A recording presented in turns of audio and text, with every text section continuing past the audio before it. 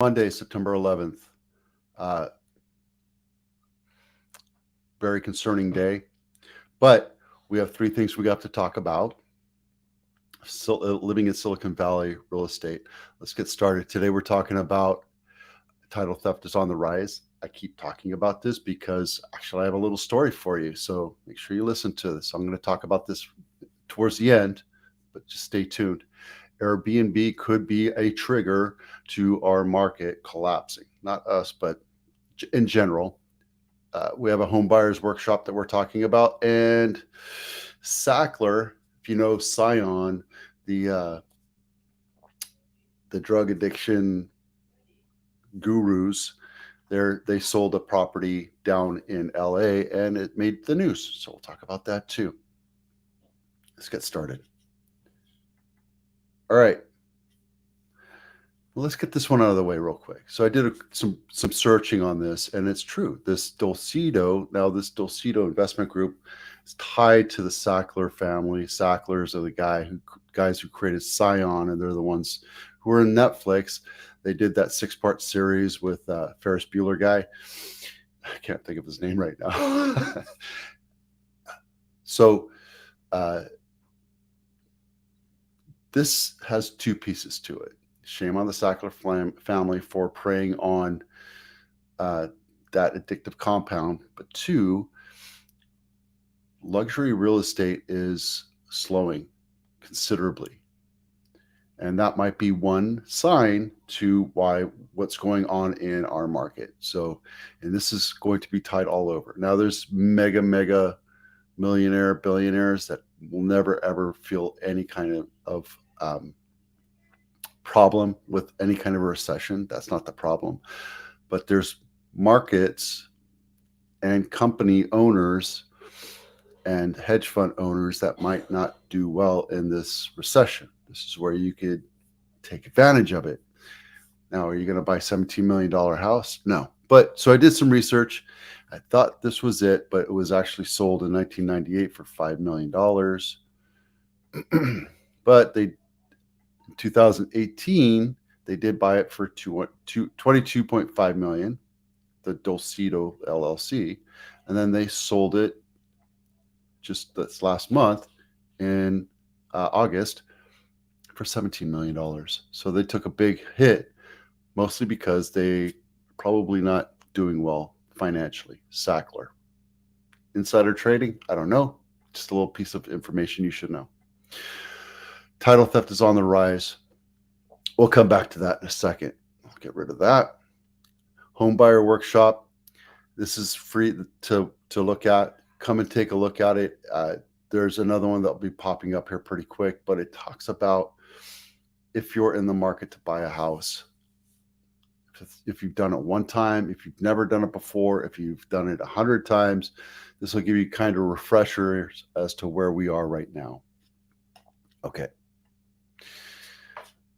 Airbnb. I keep picking on Airbnb, and I keep finding articles on Airbnb, and the reason why is I think it could be a tipping point to a crash in the market. Now, is the market going to crash down to 50% or 50 cents on the dollar?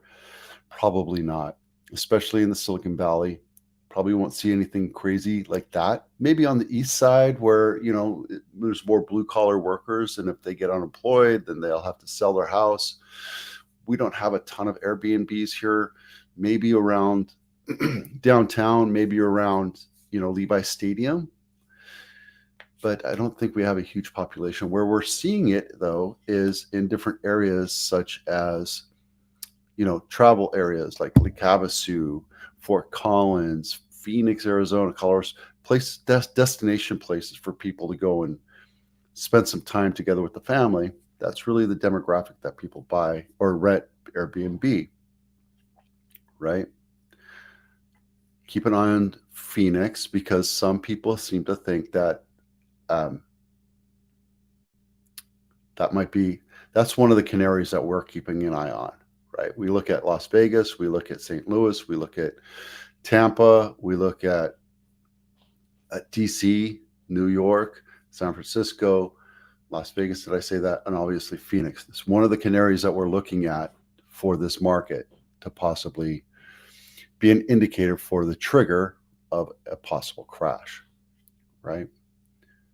Now, the last couple, and tomorrow we'll talk about loan volumes and why they're down and how more and more people are seeing unemployment, more people are using their credit cards to make ends meet, and how that's dangerous a little bit. Look at that. See, that's Phoenix, Scottsdale. Remember a few months ago, I talked about this. And the whole idea behind it was when you have a oversupply and demand stays steady, prices need to fall. And when you overpay for a property or a business asset, and all of a sudden that business asset gets saturated with competition and the demand stays constant, that means supply goes up, demand stays the same, prices fall. And that's things that we're talking about. That's why we're looking at possibilities, right? There's a ton of gurus out there that talk about Airbnb and how you can make $1 billion and la la la la. I've always been kind of hesitant about buying into the Airbnb gig because it just seemed like everybody wanted to do it. Now, what's going to happen? Prices will fall and then equalize. We'll find an equilibrium of prices, but a lot of people that are Airbnb hosts right now will exit that market and either go long-term, rent their houses or their properties to long-term renters, or sell it. And when they sell it, they put more properties on the market, and there you go. So other things that you have to look out for on Airbnb, I'm not saying it's not a bad deal for you if you're still thinking about doing it. I'm just saying be very cautious and be very aware of what you do, where you do, and how much you pay for that property. Because even though interest rates are still sky high, a majority of properties are still being snatched up pretty quickly, which goes against affordability. And this real deal, therealdeal.com, is a great place to check this stuff out. Okay, enough of that. I know I keep beating up on Airbnb and I apologize. One of my friends from high school and client came to me the other day, said, I have a friend that I think maybe she watched this my video, and I appreciate this. She knows of an elder who had 4 properties, and somebody, either a housekeeper or a caretaker or somebody that's a licensed real estate agent, came in and preyed on them. This is all supposition. This isn't exactly what's happening, right? But we'll find out more later on. So I did a research on it and found out a little bit more about who owns the property, introduced them to lawyers, got them all this. And guys, it's happening. It's happening. Check on your parents. And if you're quasi suspicious, let me know. I'm happy to help you out with this. I just do a quick title search on your house, send it to you. Don't bother you again. That's it, right? I'm happy to help you out with this because it's important to know about it and know what processes to do to take care of in case it happens. If you do anything today, sit there for 5 or 10 minutes and learn about title theft. It's happening and it's on the rise, and it's everywhere, and it's prevailing, and there people are preying on elders, and just got to be aware of it. All right. So if you want to know, send me an email, DM me, whatever. I'm happy to do the research for you. I'm not going to charge you for it. And I'll help protect you and your parents and your loved ones and your family and friends. Right. I don't care. I'm here to help. And this is something that we have to do together. Okay, let's take a look at the numbers. We're over 25,000 units sold so far this year, and we're on the 37th week. It's crazy. We're averaging $1 billion of sales every week, Every week, we're averaging $1 billion in sales every week. We sold 625 single family homes. This is just single family homes. It's crazy. And this is the entire Bay Area. This is 10 counties. I'm not including Monterey because it's a little further out. But every county pretty much that touches, except for Santa Cruz, that touches the Bay Area, the Bay is added to this. Just so you can take a look at what's going on. Now, these are the weekly numbers, right? $39 billion.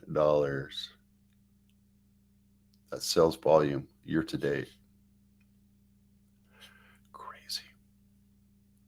I guess that's over $1 billion a week. That's really healthy, right? Last year, our sales volume was 1.4 billion. This year is 30% or 60% of that, 66% ish. No, 73%. I'm wrong, but we're still very healthy. We're catching up as far as last year's peak pricing, average pricing, right? So we're seeing numbers grow, and that's awesome. So I'm really happy to see this happen.